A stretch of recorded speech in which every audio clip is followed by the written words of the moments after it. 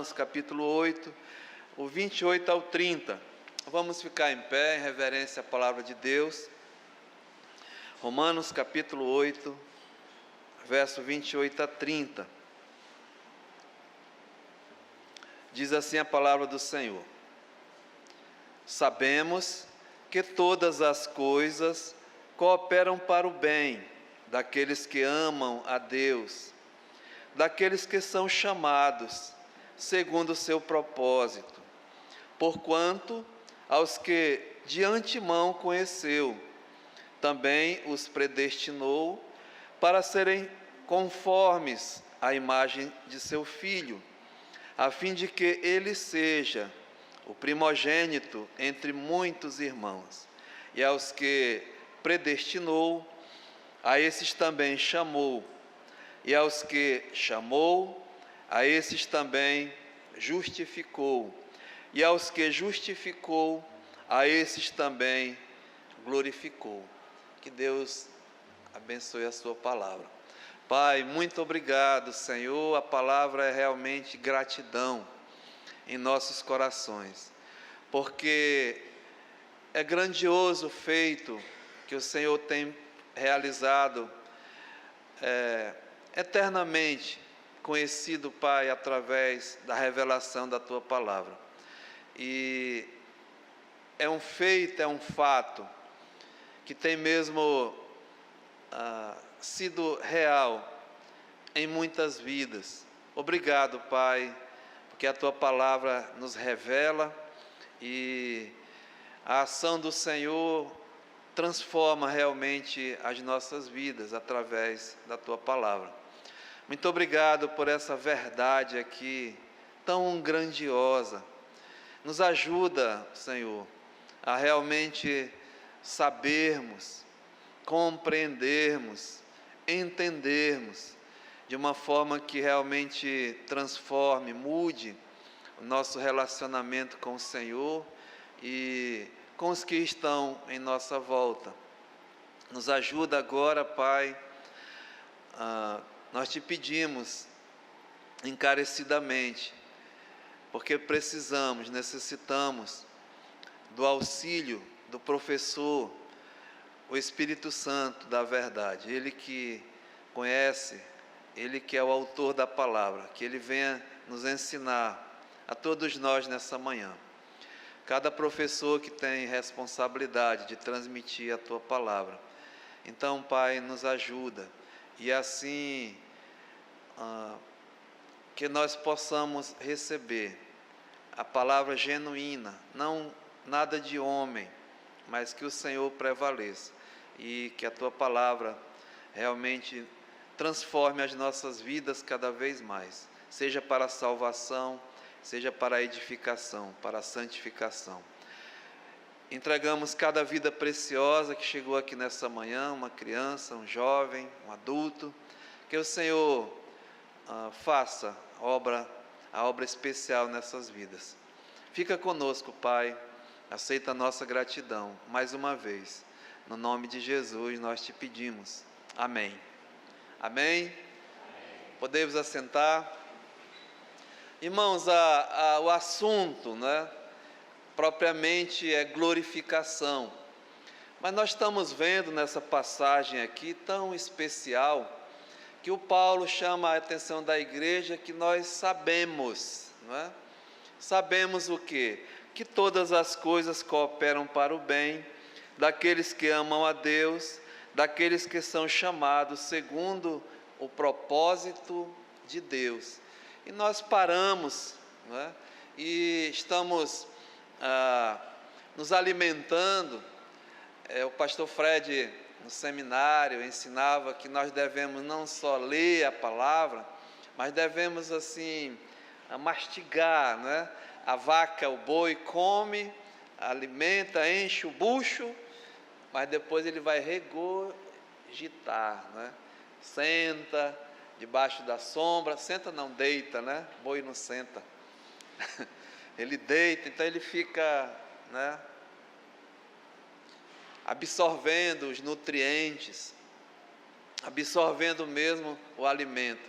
E assim serve para o sustento, né, da vida do animal, enfim. E nosso alimento aqui é a palavra de Deus, para sustentar realmente as nossas vidas. E precisamos muito, né, desse alimento, não só engolir, comer, mas saborear, né, e que ele se torne mesmo eficaz no nosso crescimento espiritual, tanto para a salvação como para a edificação, fortalecimento. Então, Paulo chama a atenção da igreja: olha, nós sabemos, né, que todas as coisas vai cooperar para o bem daqueles que amam a Deus, daqueles que são chamados segundo o propósito de Deus. Estamos vendo, né, discernindo que esse bem é um bem muito maior, é um bem maior. E o que é esse bem, não é? E qual é esse bem que Deus está dizendo aqui, não é? Para quem é esse bem? Diz aqui, olha, esse bem é para aqueles, é para o bem daqueles que amam a Deus. E é para uma classe de pessoas específicas, somente daqueles que amam a Deus. Então, esse bem maior, não é para quem? Somente para aqueles que amam a Deus. E nós estamos vendo quem são estes que amam a Deus. São pessoas especiais, exclusivas, porque a Bíblia declara que o homem natural, né, ele não ama a Deus, ele é um inimigo de Deus, ele é um pecador. Mas Deus nos amou primeiro. Por isso que não só nos amou, o fato que ele nos amou é que ele nos deu esse bem maior, né? Porque é um propósito de Deus, como ele está aqui dizendo, né? Daqueles que são chamados segundo o propósito de Deus. Então tudo tem sentido, esse bem maior. É somente para aqueles que amam a Deus, mas quem ama a Deus é quem foi chamado por Deus.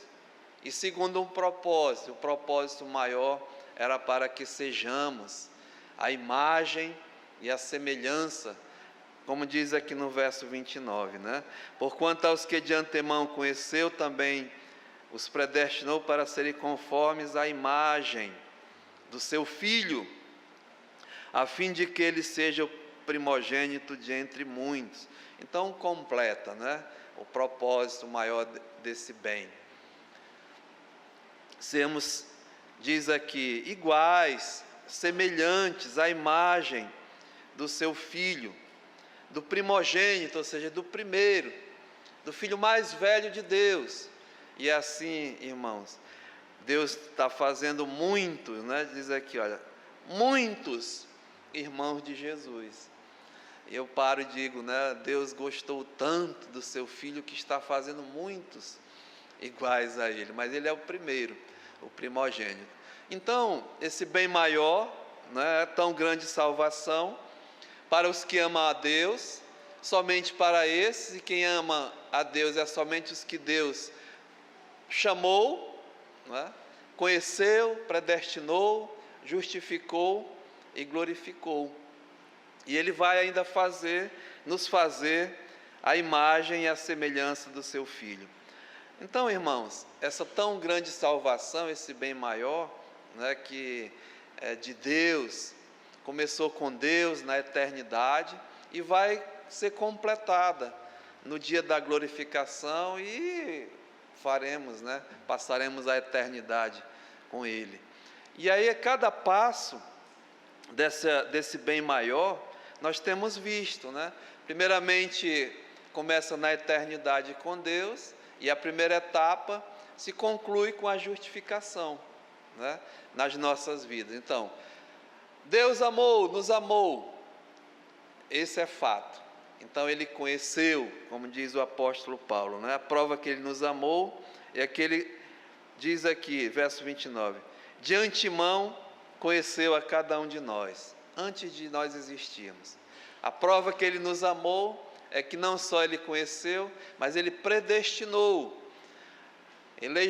nos elegeu. A prova que ele nos amou é que ele não só nos conheceu, nos predestinou, mas chamou, né? A chamada soberana para a salvação. Cada um de nós que tivemos a experiência da chamada, do novo nascimento, aquele dia, né, especial, que ele te chamou, pelo teu nome, tu és meu. E nesse dia que ele chamou, ele justificou, como diz aqui o Paulo, né, no verso 30, aos que chamou, predestinou, aliás, aos que conheceu, ele predestinou, depois chamou e justificou. E aos que justificou, irmãos, aí completa, né? O primeiro passo desse bem maior, que é a tão grande salvação.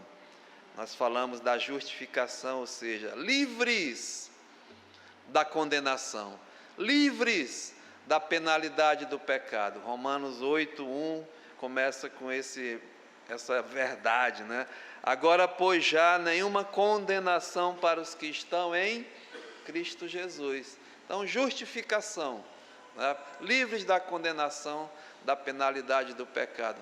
E é bom, irmão, saber disso nessa manhã, você e eu, né? Muda o nosso relacionamento com Deus. Muda saber que você é livre já de uma pena, de uma culpa, diante de Deus justo, justificado. E aí, a segunda fase da tão grande, tão bela salvação que nós falamos, né? Está aqui no final do verso 30. E a esse que ele justificou, ele também glorificou. Ou seja, vai concluir essa obra, né? E nós falamos com a redenção do nosso corpo, a glorificação. Então, livres da penalidade do pecado, da culpa, da condenação, agora livres da presença do pecado em nossas vidas, que é a glorificação. Mas nesse intervalo, né, a tão grande salvação, ela é presente, ela é prática, ela é ativa. Então, continua. Deus diz: aquele que começou a boa obra em nós, ele vai continuar, né? Ele está continuando. Estamos sendo livres do poder do pecado em nossas vidas já, e isso vai ficar para depois, né? A terceira etapa dessa tão grande salvação, colocando na ordem a justificação, livre da penalidade do pecado. A santificação é o andar, a peregrinação nossa, livre já do poder do pecado em nossas vidas. O pecado não terá mais domínio sobre vós, nós vamos ver depois. Mas a terceira etapa, colocando na ordem, né? Vamos ficar livres uma vez, irmão, mas assim para sempre, da presença do pecado em nossas vidas. Então, começamos a falar dessa glorificação que Paulo colocou aqui, né? No verso 30. A esses também glorificou. E o que é? Semana passada nós estávamos vendo a glorificação. Quando vai ser essa glorificação? E como vai ser a glorificação? É isso que nós estamos vendo. Então, o assunto hoje é essa glorificação, né? O que é realmente a glorificação? Irmãos, é quando Deus vai completar, não é, a obra, esse bem maior da tão grande salvação nas nossas vidas que eu falo daqueles, e somente daqueles que Ele amou, que Ele conheceu, que Ele predestinou, que Ele chamou, que Ele justificou, que Ele está salvando a cada dia e vai culminar com a glorificação, né? Vai se completar com a glorificação, ou seja, a redenção do nosso corpo. A Bíblia diz, Paulo escrevendo aos Coríntios, 1 Coríntios, capítulo 2, verso 9 e 10, diz: nem olhos viram, nem ouvidos ouviram, nem jamais penetrou em coração humano aquilo que Deus tem o quê? Preparado para aqueles que o amam. Está vendo? Já está preparado. Mas Ele tem nos revelado pelo Espírito Santo, aquele que prescruta todas as coisas de Deus. Então essa revelação do Espírito Santo é para nós sabermos, irmãos, aí é alegria, né? Alegria, certeza, esperança, viver uma vida mesmo esperançosa. E é somente, nós vamos ver mais à frente, nós somos daqueles que, escute, tem esperança. Nós não somos dos que não têm esperança. Mas essa glorificação é algo no futuro ainda. Mas é certeza, porque Paulo diz, olha, Ele já nos glorificou, né? É fato, porque as palavras de Deus, as promessas de Deus, elas não falham. Lembra que o Jó disse, bem sei, né? Olha, sabemos que nenhum dos teus planos, dos teus projetos podem ser frustrados. E ele garante, irmãos, isso, que é a parte final do capítulo de Romanos de 31 a 39, ele garante isso. É Deus que vai garantir isso na tua vida e na minha vida. Problemas vamos ter, dificuldades, tribulações, mas Ele garante sim. Ele vai glorificar sim. Então, já começou a obra da glorificação, mas vai ser concluída. Então, nós estamos vendo que começa, né, a glorificação com a redenção da alma.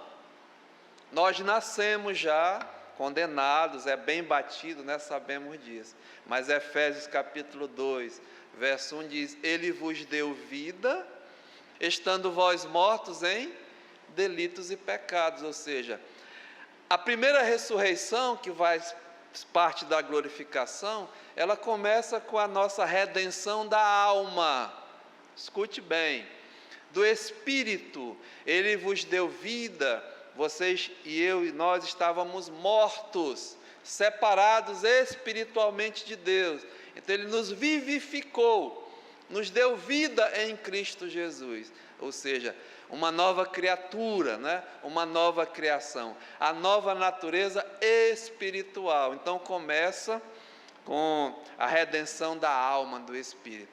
Mas a glorificação vai ser concluída com a redenção do nosso corpo. E aqui está a promessa, nós lemos, olha, Romanos capítulo 8, verso 17 diz, olha, ora, se somos filhos, também somos herdeiros, herdeiro de Deus, co-herdeiros com Cristo, se com Ele sofremos, para que também com Ele sejamos o quê? Glorificados. Nós já estamos glorificados? Não, por isso que gememos, sofremos, né? Por causa do corpo que ainda habita em nós, pecado, irmãos, é luta.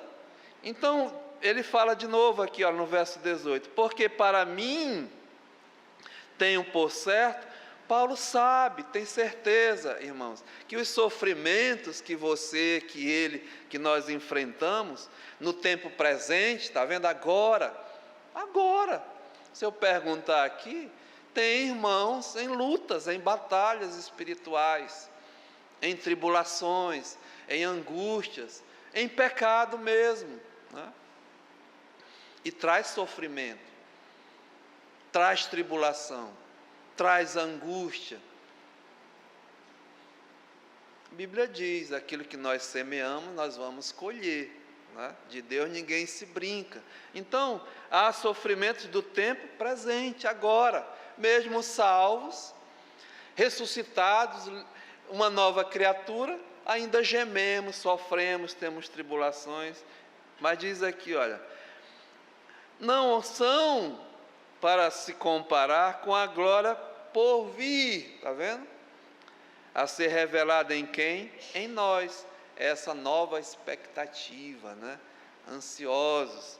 Então Paulo fala aqui, no versículo 23, olha, não somente ela, né, eu já expliquei, está falando da própria criação que está sujeita ao pecado, foi sujeita à angústia, a terra foi amaldiçoada por Deus, quando Adão pecou, passou autoridade ao diabo, então a terra foi sujeita, e ela está no cativeiro também, a terra está gemendo, e aguarda, de forma angustiosa, ser redimida do cativeiro. É isso que Paulo está dizendo, né? Não somente ela, mas também veja nós, né? Ele inclui você e eu, que temos, olha aqui, temos, né? Isso é importante. Quem tem as primícias, quem tem o Espírito Santo, irmão, geme, sofre com o pecado que nós praticamos. Sofre, não passa em branco não, na nossa consciência, na nossa mente, no nosso coração, é duro. Quem peca e não está nem aí, tem que se fazer um autoexame, né? Tem que se examinar, tem algo errado na sua vida, na minha vida. Por isso que Paulo, escrevendo aos Coríntios, 2 Coríntios, abra a sua Bíblia, capítulo 13, Paulo diz assim no verso 5, olha, examinai-vos a vós mesmos, é um autoexame, né? Um exame mesmo de vida. É por isso, irmãos, que eu exorto aos irmãos que hoje estão aqui pela manhã, que não estavam na mesa do Senhor, você que mesmo salvo por Jesus Cristo, a mesa do Senhor, ela é uma dos pilares da igreja. A mesa do Senhor, ela serve como uma demonstração que nós somos filhos de Deus. Uma das características da igreja de Jesus Cristo, não só que foram salvos, um dia receberam o presente da salvação, mas é que eles perseveravam, né? A perseverança dos santos. Estou falando aqui de doença, de problema, de dificuldade, não, né? Estou falando que a mesa do Senhor, ela serve, ela nos ajuda realmente a examinar a nossa vida cristã. É uma característica do salvo, do crente, da igreja, que eles perseveravam. Aqui atrás está escrito, né? Atos 2:42. E perseveravam, uma dessas colunas da igreja é a ceia, é o partir do pão. Reconhecer, examinar-se a si mesmo, confessar pecado ao Senhor que perdoa, e iniciar uma nova semana, né? Esse autoexame. Então Paulo diz, examinai-vos a vós mesmos. Interessante, eu não tenho que examinar a vida do irmão, da irmã, né? Eu não tenho que estar falando mal da vida do irmão, da irmã. Examina-se o homem a si mesmo, é com Deus o autoexame. E aí participa, né? Come do pão e beba do vinho. Mas diz aqui, examinai-vos a vós mesmos, se realmente estáis na fé. Na fé. Veja que é individual, viu? É pessoal, e eu tenho chamado muita atenção aqui na nossa congregação, né? O meu relacionamento pessoal com Deus. Eu não estou olhando para a vida de ninguém, eu estou olhando para a minha, né? Como eu estou. E isso é muito importante, que vai mudar. Eu sabendo disso, o meu relacionamento com Deus e até com o meu próximo. Eu vou tratar dos assuntos que eu estou pendente com alguém e vice-versa, né? Mas se examinarmos se estamos na fé. Provai-vos, Paulo diz, a vós mesmos, faça, né? Ou não reconheceis que Jesus Cristo está em vós? Irmãos, se Ele está em mim e em ti, nós somos uma nova criatura, não é? As nossas atitudes, as nossas... vai ter que ser juntos, né? Conciliar com Jesus Cristo. Então diz aqui, se não estáis, ou não reconheceis que Jesus Cristo está em vós, se não, já que estáis reprovados, mas espero que reconheçais que não somos reprovados. É uma prova. Se eu sou salvo realmente, irmãos, eu posso pecar, eu posso cair até em tentação, mas eu não posso viver numa prática, né? Tenho que reconhecer, confessar e deixar, abandonar, ou seja, é a santificação, esse processo que ainda vai culminar com a nossa glorificação. Mas diz aqui, aprovado ou reprovado. Se a minha prática de vida é constantemente, né? Eu já estou reprovado diante de Deus, não é o pastor, mas é diante de Deus. O pastor não tem nada com isso, né? A gente apenas exorta. Mas voltemos lá, né? Paulo diz, olha, gememos, Romanos 8, 30, 23, gememos em nosso íntimo. Dói pecado, tem que doer. Pecado é contra Deus, primeiramente, somente contra Deus. Lembra de José, o José do Egito, né? Ele diz, pecaria eu contra o meu Deus, fazendo tamanha maldade?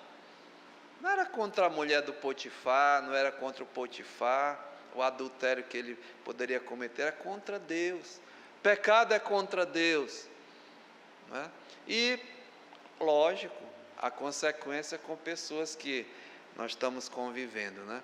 Mas diz aqui, gememos no nosso íntimo, veja, aguardando a adoção de filhos. Não é que nós vamos ser, essa palavra adoção, nós já somos adotados, já fazemos parte da família de Deus, mas é o complemento dessa tão grande salvação, da glorificação. Então, Paulo diz, olha, aguardando a adoção de filhos, aí vem, né? A redenção do nosso corpo.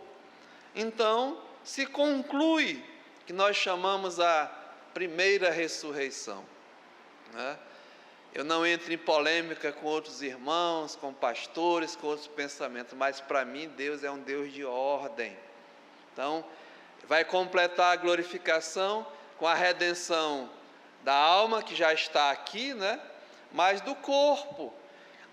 Esse corpo vai ser realmente transformado para ficar à semelhança do corpo de Cristo. Então, se completa a glorificação que a Bíblia chama de a primeira ressurreição. Complemento, né? Então, o que é a glorificação? É isso. E quando vai ser essa glorificação? Quando vai acontecer essa glorificação? Então, semana passada, o estudo foi sobre isso, né? Quando vai acontecer isso? E aqui, nós vemos, né, tem as promessas mesmo do Senhor. Diz aqui, olha, quando Ele se manifestar, né? Quando Jesus Cristo se manifestar. Aí eu mostrei alguns versículos para os irmãos. Quando Ele vai voltar para fazer isso, né? Então, abra sua Bíblia aí para ficar bem fixado mesmo, né? Diz aqui, olha, Efésios capítulo 2, verso 6, diz, olha, juntamente com Ele nos ressuscitou e nos fez assentar nos lugares celestiais em Cristo. Já aconteceu, né? A ressurreição da alma, do espírito. E agora, sentado nesse banco, você já está em lugares celestiais em Cristo, porque Ausente do corpo é presente com o Senhor. Os irmãos que, veja bem, não morreram, viu? Que dormiram em Cristo, já estão todos lá, assentados com o Senhor. Ainda não glorificados, mas já estão assentados, viu? Diz aqui, olha, então, verso 7, para mostrar nos séculos vindouros a suprema riqueza da sua graça em bondade para conosco em Cristo Jesus, né? Para mostrar, é futuro. Abra sua Bíblia em Filipenses capítulo 3, versículo 20. Filipenses capítulo 3, verso 20.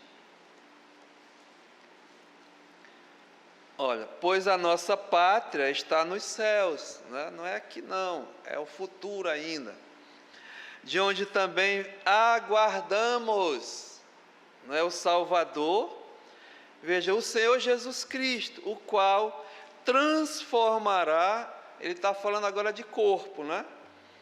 O nosso corpo de humilhação, para ser igual ao corpo da sua glória, né? Da glória igual ao de Cristo, segundo a eficácia do poder que ele tem de até subordinar a si todas as coisas. Então, essa transformação é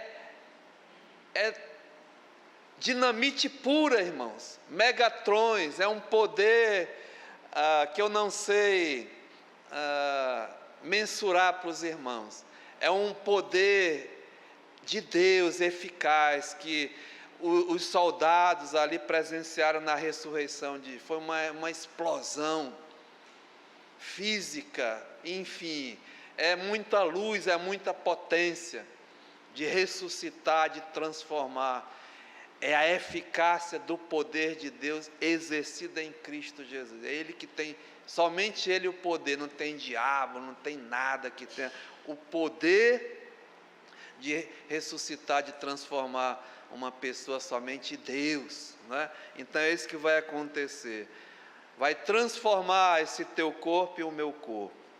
Veja mais, Hebreus capítulo 9, anote, sabe, porque com alguém vir discutir contigo, tu é um maluco, rapaz, tu tá aí, né, é uma ilusão, esse negócio de que tu vai ter um novo corpo, morreu, acabou, tá aí, né, vai pro chão, a terra come, tu não é bicho, cachorro. A Bíblia diz, né, que o animal quando morre acaba, não tem alma animal, mas nós é diferente, nós temos um corpo e uma alma, né? Mas veja o que diz Hebreus capítulo 9, verso 28, né? Assim também Cristo, tendo se oferecido uma vez para sempre para tirar os pecados de muitos, veja, aparecerá uma segunda vez, né? Sem pecado aos que, aqui está, o aguardam para a salvação, está vendo? A tão grande salvação, que ela vai se completar com a glorificação. Então é muito bom, irmão, saber, porque isso vai te dar segurança, alegria, esperança nesse mundo terrível, né? Então, quando vai ser? Na volta de Cristo. E no estudo passado nós falamos sobre a volta, né? Quando será a volta de Cristo? Está bem próximo. Os sinais da sua vinda, mas se mostram cada vez. Então, não vou repetir. Então, a terceira coisa, né? O que é a glorificação? É a redenção do nosso corpo com a alma junto com a primeira ressurreição. Quando vai ser? Quando Cristo voltar, né? E agora, como será? Como vai ser esse acontecimento? Isso é muito importante você saber, viu? Então vamos ver? Vamos lá, abra sua Bíblia em 1 Coríntios capítulo 15. 1 Coríntios capítulo 15, verso 20.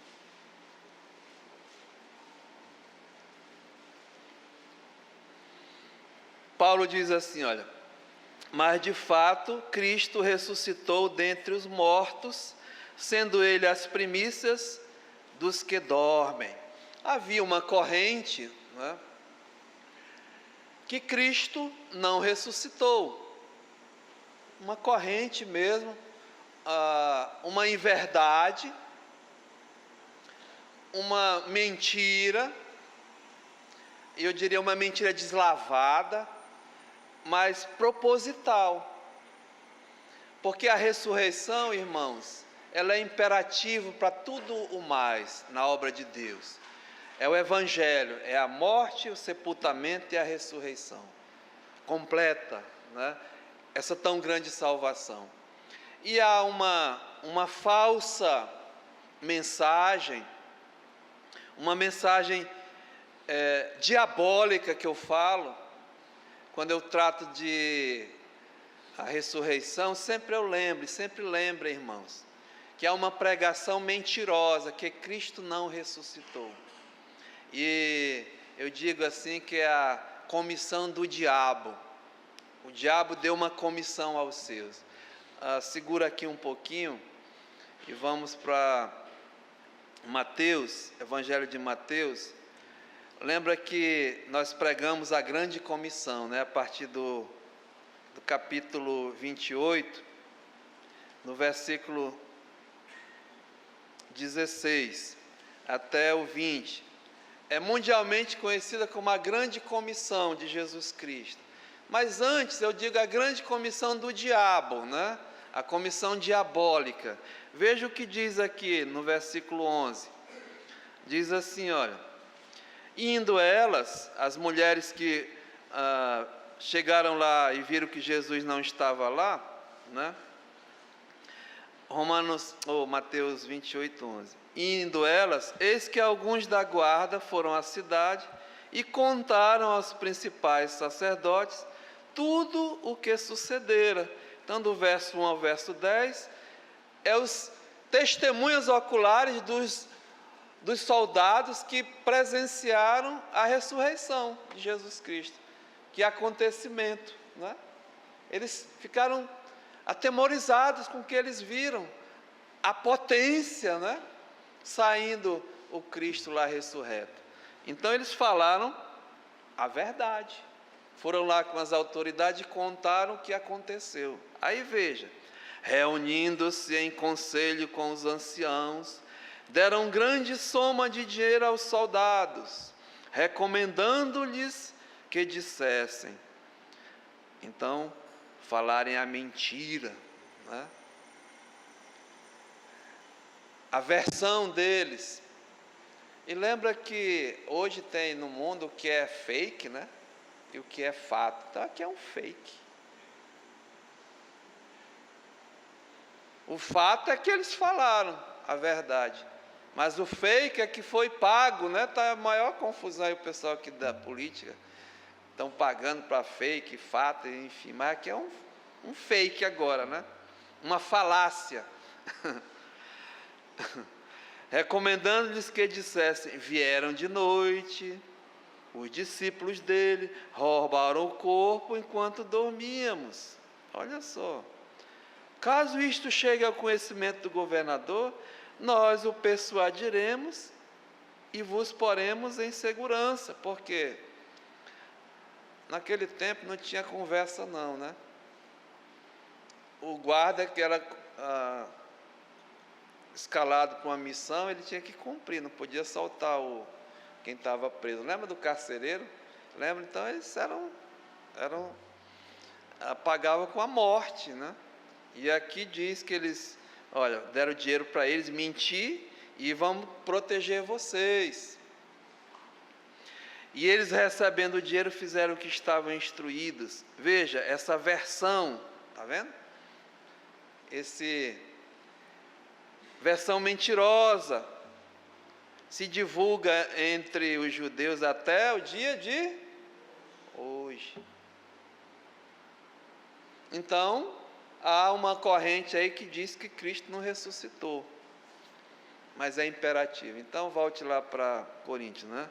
Mas Paulo diz: de fato, Cristo ressuscitou dentre os mortos. sendo ele as primícias dos que dormem. Ou seja, primícias, irmãos, é o primeiro, viu? É o primeiro a ressuscitar, Jesus Cristo. E isso já aconteceu. Então, olha o verso 21. Visto que a morte veio por um homem, Adão, também por um homem veio a ressurreição dos mortos. Ou seja, assim como em Adão todos morrem, né, diz aqui o verso 22. Assim também em Cristo todos serão vivificados. Em Cristo. Então, a ressurreição, né, vai ser uma ressurreição geral, porque Deus vai ressuscitar todos os homens. Todos vão ser ressuscitados um dia. Mas veja aqui a ordem das ressurreições, né? Verso 23. Cada um, porém, por sua própria ordem, né? É o que a Bíblia diz. Vamos lá. Cristo, as primícias, ou seja, o primeiro. Já aconteceu, irmãos? Já. Já? Já, né? Veja, depois, os que são de Cristo na sua vinda, somente estes. A vinda de Cristo vai culminar com a ressurreição dos que são de Cristo. E então, olha a ordem, virá o fim, não é?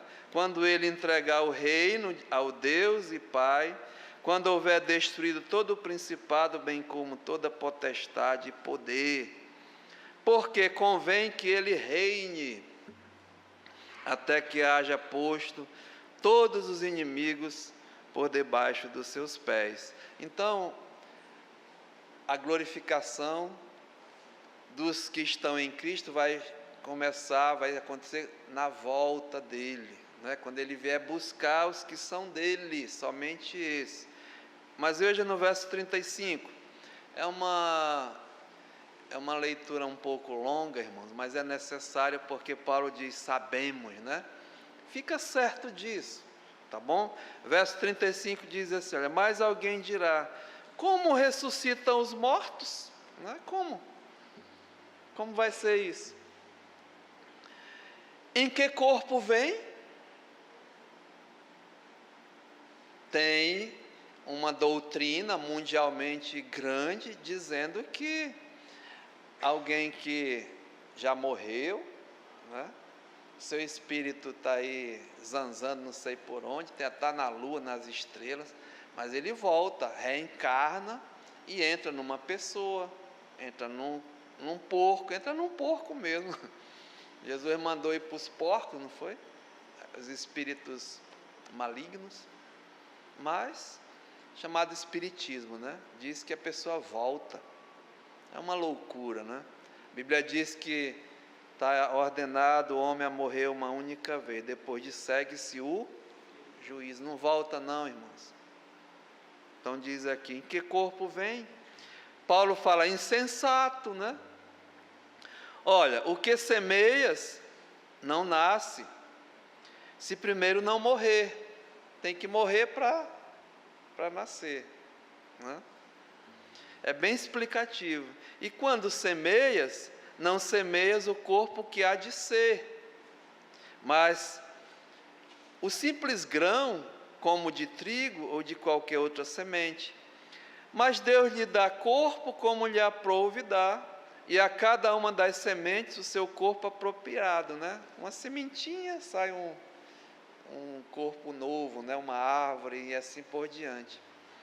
Diz aqui, olha, nem toda carne é a mesma, porém uma é carne dos homens, cada carne tem aqui a sua característica, a carne do homem, outra é a dos animais, outra as das aves e outra a dos peixes, a textura de carne, né? São diferentes.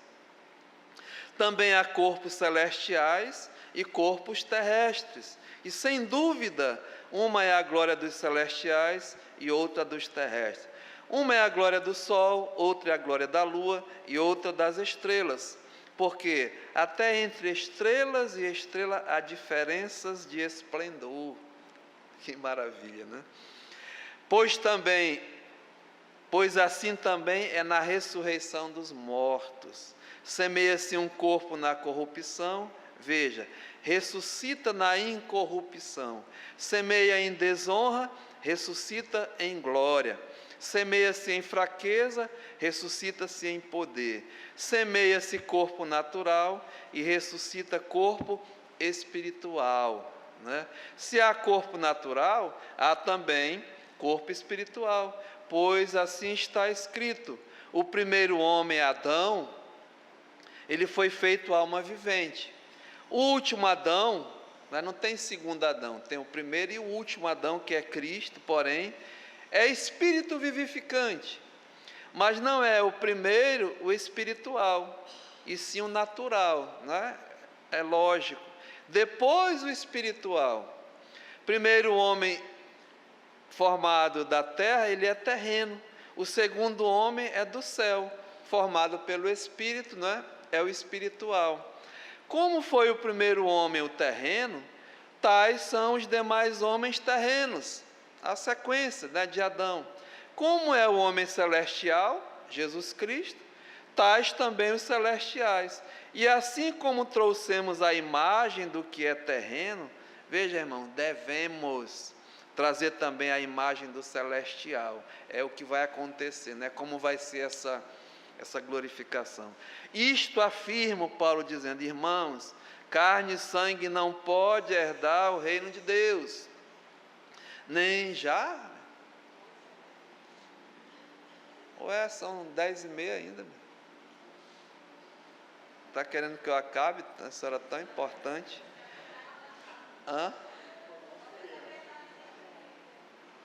Nem corrupção herdar incorrupção, está vendo? Agora veja, irmãos, eis que vos digo um mistério. Se era mistério, não vai ser mais, né? Como é que vai ser essa glorificação? Paulo está dizendo aqui, olha: nem todos dormiremos, mas transformados seremos todos, no momento, no abrir e fechar de olhos, ao ressoar da última trombeta, a trombeta soará, os mortos ressuscitarão incorruptíveis, como Jesus morreu, certo?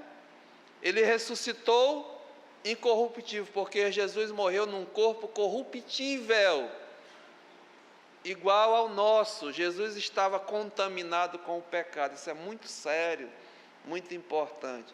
Ele o fez pecado por nós. Jesus tomou sobre si o nosso pecado, por isso que ele foi morto. Mas ele ressuscitou incorruptível, com um corpo glorioso. Então diz aqui, né? Nós, os mortos, ressuscitarão. E Paulo se inclui. Escute, irmão, nós, os vivos, né? Seremos o quê? Transformados. Porque é necessário que este corpo corruptível se revista da imortalidade.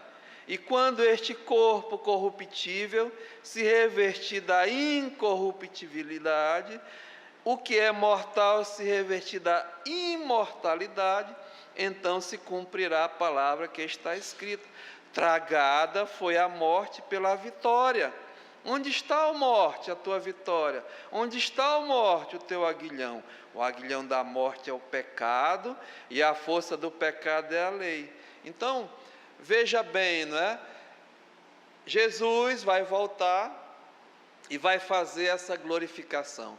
E aqui, irmãos, tem duas coisas, né? Primeiro, diz aqui que vai ressuscitar os mortos em Cristo, lembra? Incorruptível que ele vai trazer. Por isso que Paulo diz aos Tessalonicenses: irmão, não quero que vocês sejais ignorantes com respeito aos que dormem, né? Como os demais que não têm esperança. Abra sua Bíblia em 1 Tessalonicenses, capítulo 4, versículo 13. Paulo estava falando, olha, está morrendo gente, né? E aí, como é que vai ser a volta e tal? Então Paulo responde, não queremos, irmãos, 1 Tessalonicenses 4,13. Porém, que sejais ignorantes com respeito aos que dormem.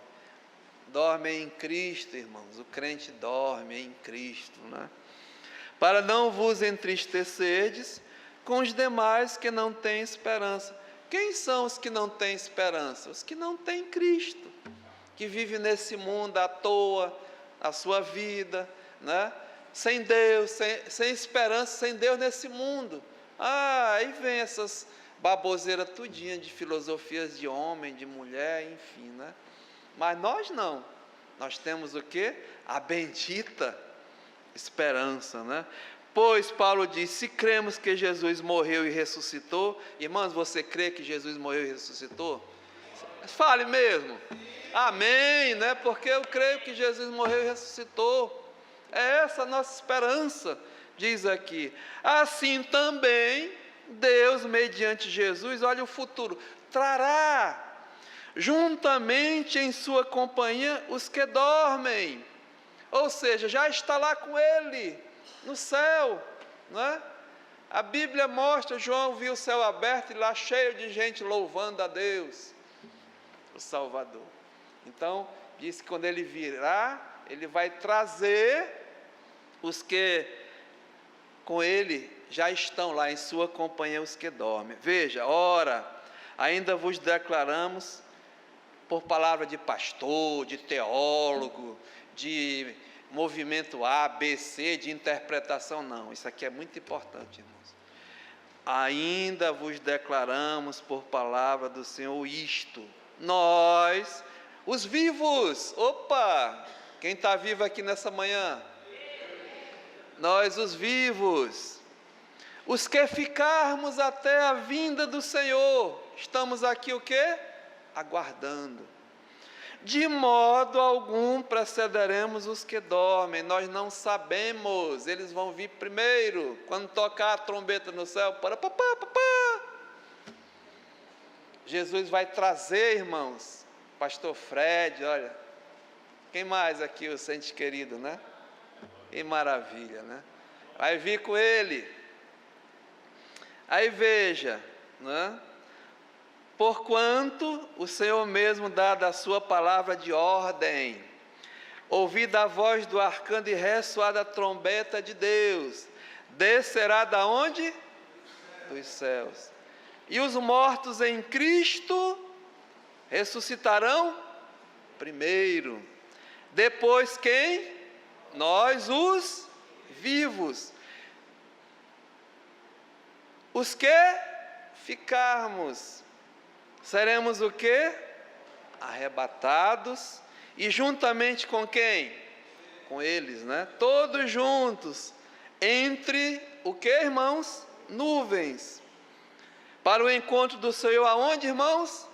Nos ares, e assim estaremos para sempre com o Senhor. Então Jesus vai trazer as almas dos nossos amados irmãos que estão com Ele, vai ficar nos ares, nas nuvens, as almas dele vão descer, encontrar com o seu corpo, vai haver uma explosão, a ressurreição dos corpos, né? E Paulo diz, no abrir e fechar de olhos, nós seremos o quê? Transformados, os vivos não vão experimentar a morte, e aqui a Bíblia diz que vão ser o quê? Arrebatados. Irmãos, esse arrebatamento tem homens maravilhosos que passam por aqui, mas eu não estou preocupado com isso, eu estou preocupado em falar o que diz a Bíblia. Esse arrebatamento eu fui ver mesmo, arrebatados, no grego, no hebraico, na Bíblia inglesa, quem sabe inglês eu não sei, né? É caught up, é apanhados, puxados, tomados, trasladados. Isso é uma fantasia, pastor, não é não, irmãos. Já aconteceu isso nesse mundo, pelo menos 2 homens no Velho Testamento e 2 homens no Novo Testamento experimentaram o que é o arrebatamento. Vamos ver? É importante você saber. Abra sua Bíblia em Gênesis, capítulo... Deus é maravilhoso. Gênesis capítulo 5 e verso 22. Diz aqui, olha, Enoque, né? Lembra do Enoque? Então está aqui o Enoque. Diz aqui, olha, Enoque andou com Deus e depois gerou a Metusalém, viveu 300 anos e teve filhos e filhas. Todos os dias de Enoque foram 365 anos. Interessante, né? Um ano normal tem 365 dias, né? Então Enoque viveu 365 anos. Aí diz aqui, olha, isso que é maravilhoso. Andou Enoque com Deus. Era um servo de Deus, né? E já não era porque Deus o tomou para si. Essa palavra que tomou para si é trasladado, é arrebatado, foi apanhado, foi puxado por Deus. Diz aqui, esse Enoque, irmãos, a Bíblia fala muito pouco dele, mas o pouco que fala, fala muito, né? Eu queria ser lembrado como um Enoque, né? Um homem que andou com Deus, a Bíblia diz. E a Bíblia diz lá em Hebreus, abra sua Bíblia, Hebreus capítulo 11, o fato dele ter andado com Deus, olha só, está no rol dos heróis da fé, né? Hebreus capítulo 11, no verso 5 diz, pela fé, Enoque foi o que, irmãos? Trasladado, né? Arrebatado, para não ver a morte. Olha só, vai ter irmãos igual a Enoque que não vão experimentar a morte, vão ser trasladados. Eu quero, olha aqui, viu? Eu quero ter a experiência de andar no vale da sombra da morte e não temer. Eu não quero ser arrebatado, não. Eu quero morrer. Morrer não, dormir. Que aí, se vocês ficarem, eu estou primeiro lá, ó. Eu quero ser egoísta, eu já quero estar lá antes de vocês. Vocês ainda vão esperar, né? Mas eu não sei, irmãos. De coração, sabe? Pela fé, Enoque foi trasladado para não ver a morte. Não tenha medo da morte não, meu irmão. Minha irmã. Olha, não foi achado porque Deus o trasladara, pois antes da sua trasladação obteve testemunho de ter agradado a... Então, Enoque andou com Deus, era um filho de Deus. Enoque, na sua vida, agradou a Deus. E esse Enoque, ele era um pregador da palavra de Deus. Abra sua Bíblia em Judas, capítulo, não tem capítulo, Judas, né? Judas 17. Oh, meu Deus. Judas 17 diz assim, olha. Aliás, 14, irmão, desculpa. Quanto a estes, foi o que também profetizou quem? Enoque, né? O sétimo depois de Adão, dizendo, eis que veio o Senhor entre as suas santas miríades para exercer juízo contra todos e para fazer convictos todos os ímpios acerca das suas obras ímpias, que impiamente praticaram, e acerca de todas as palavras insolentes que ímpios pecadores proferiram. Tais são murmuradores, são descontentes, andando segundo as suas paixões. A sua boca vive propalando grandes arrogâncias, são aduladores, e outros por motivos interesseiros. Ou seja, esse homem andou com Deus, esse homem agradou a Deus porque ele era um pregador da palavra de Deus na sua época, e Deus, irmãos, o arrebatou, né? Então é o exemplo de um homem que foi trasladado, arrebatado. Deus não vai fazer de novo, mas vai mesmo, sabe? Veja outro,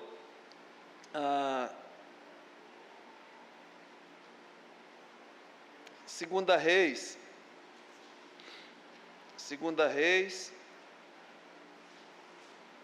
capítulo 2,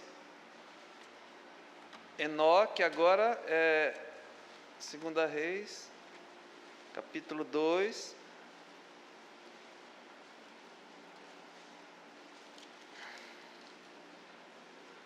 verso 11. Outro né? Elias. Lembrei do pastor Elias agora, que Deus abençoe o ministério, orem por ele, que no próximo sábado tem uma conferência da fé, na verdade lá, né? Elias, diz aqui, capítulo 2, verso 10, olha. Tornou-lhe Elias, dura coisa pediste, ele está conversando com Eliseu, vai estar passando o ministério, né? Todavia, se me vires quando for tomado de ti, está vendo? Assim se te fará, porém, se não me vires, não se fará. Verso 11, indo eles andando e falando, eis que um carro de fogo, com cavalos de fogo, os separou um do outro, e Elias subiu ao céu num redemoinho, foi trasladado, né? Como o tempo já bateu, mas lembra de Filipe, olha o Filipe aí, né? Filipe o eunuco, Filipe foi arrebatado pelo anjo, né? É isso. E lembra de Paulo, que ele foi arrebatado até o terceiro céu. Irmãos, o arrebatamento, Deus vai tirar, né, a sua igreja. Então se completa essa primeira ressurreição. É a glorificação. Deus vai fazer isso com o seu povo, né? E para concluir, irmãos, abra sua Bíblia em Apocalipse, capítulo 20. Apocalipse capítulo 20. Eu estou só esperando as crianças chegar, viu? Ainda não chegaram, não. Apocalipse capítulo 20 diz assim a palavra de Deus. Vi também, 24. Vi também tronos, e nestes assentaram-se aqueles aos quais foi dada a autoridade para julgar. Vi ainda as almas dos decapitados, por causa do testemunho de Jesus, bem como por causa da palavra de Deus, tantos quantos não adoraram a besta, nem tampouco a sua imagem, e não receberam a marca na fronte e na mão, e viveram e reinaram com Cristo durante 1000 anos. Os restantes dos mortos não reviveram, até que se completassem os 1000 anos. Esta é a primeira ressurreição, né?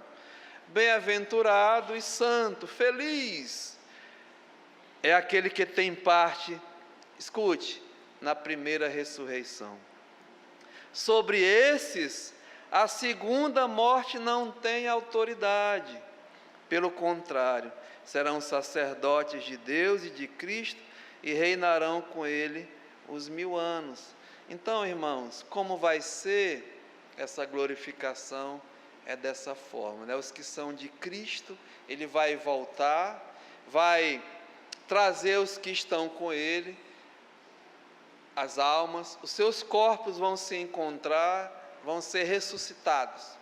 Nós, os vivos, os que ficarmos, seremos transformados e juntamente estaremos com o Senhor nos ares. Se completa a primeira ressurreição, a glorificação. E a Bíblia diz sobre estes, somente estes, a segunda morte não tem mais autoridade, né?